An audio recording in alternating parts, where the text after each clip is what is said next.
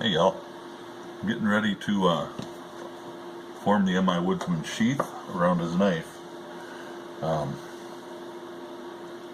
do believe that is a carbon steel blade, so it will rust.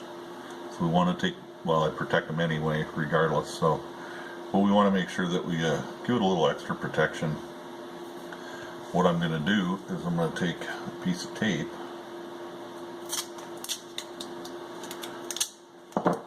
to go on the tip here.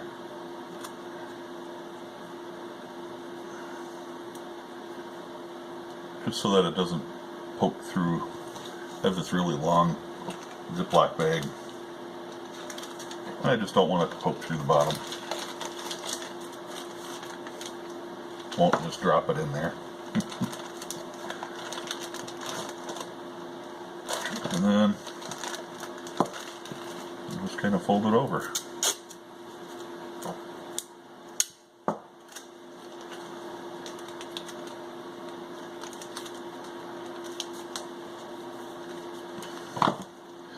Just like that. I'll get it all taped up, and I'll get the sheath wet, and then we'll start forming it.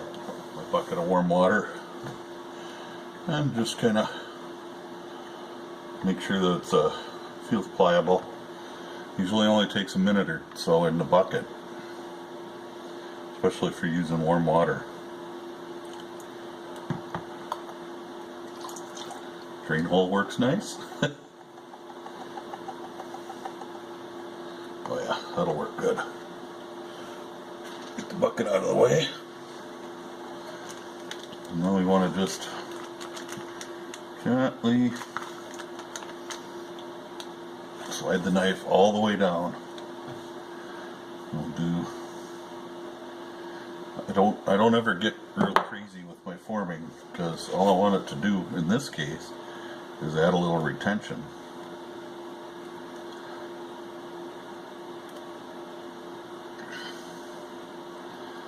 So I'm just gonna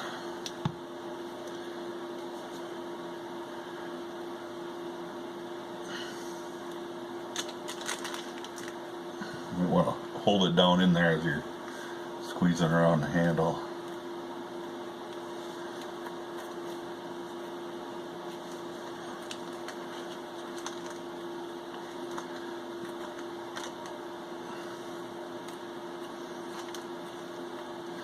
I really love the way these little scars look. I think that's pretty cool. I really like that. I hope John likes it.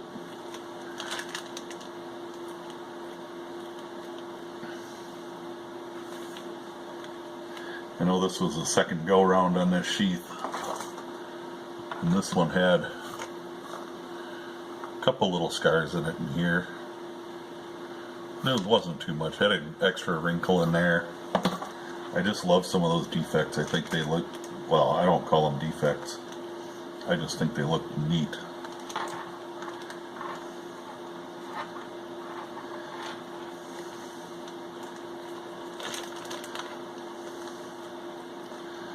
And there you go. I mean, you can definitely see where the handle is. Any more forming than that I don't think is necessary. So I'm gonna let this dry. It'll take a couple of days. I always give them a couple of days, and I pull it out, pull the knife out and let it sit for another day or so. Work is starting to pick up now. It could sit for a week.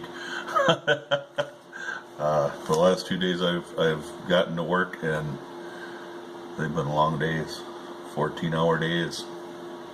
So there you go. Stick around, we'll have some more. Hey folks, Mr. Tolly. After the first day that it's been drying, it's actually pretty dry. It's a little bit damp, but you want to make sure that you pull the knife out, and you'll see some of the dye transfers. It's not a big deal. Double check there aren't any holes in anything.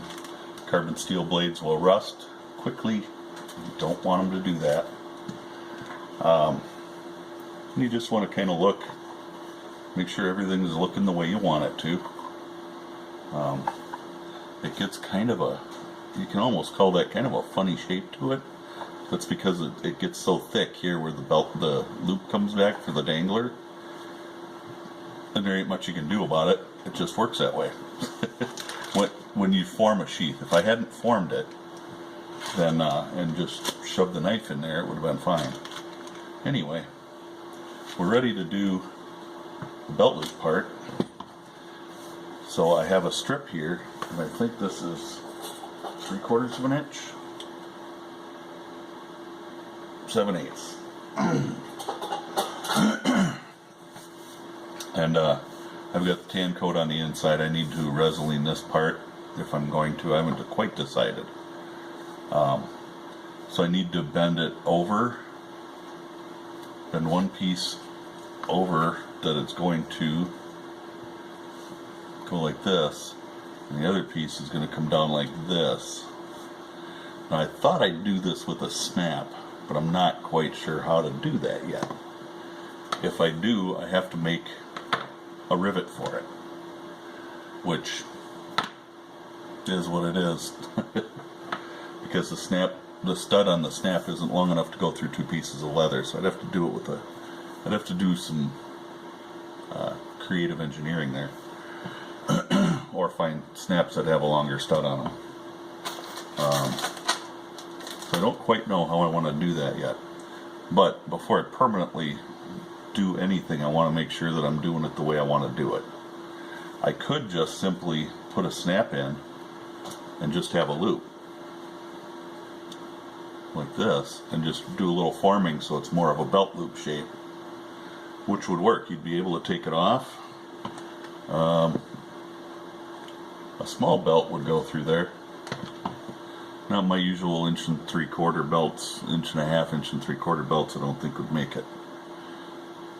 But it might. Well, we can see here.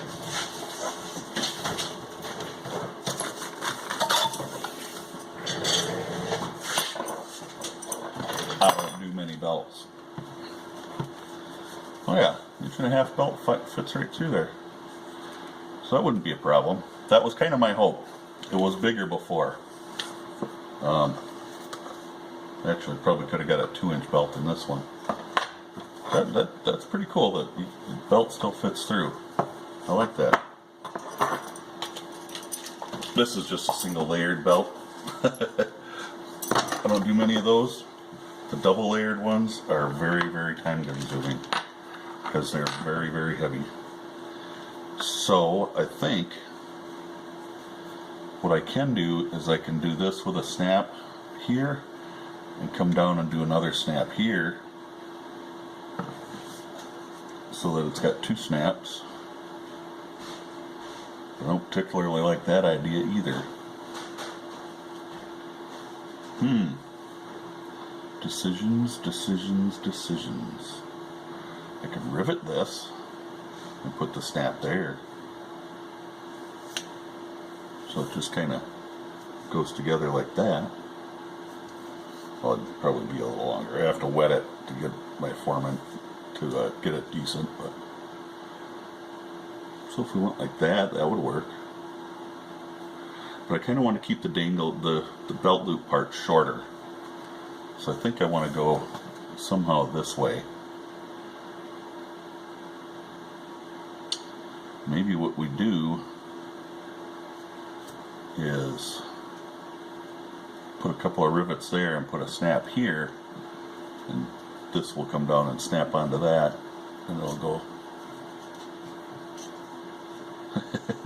kind of like this. I think that's the ticket. I really do. So I'm going to well, before I can dye it or put the Reseline on it, I need to get my bends made.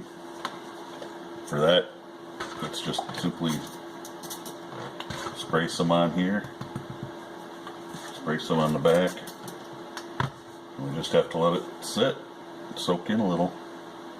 That's why I keep a sprayer on my bench.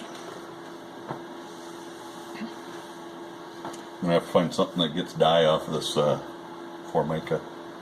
So this will take a little bit. We'll let her do her thing, and I'll be back when I start bending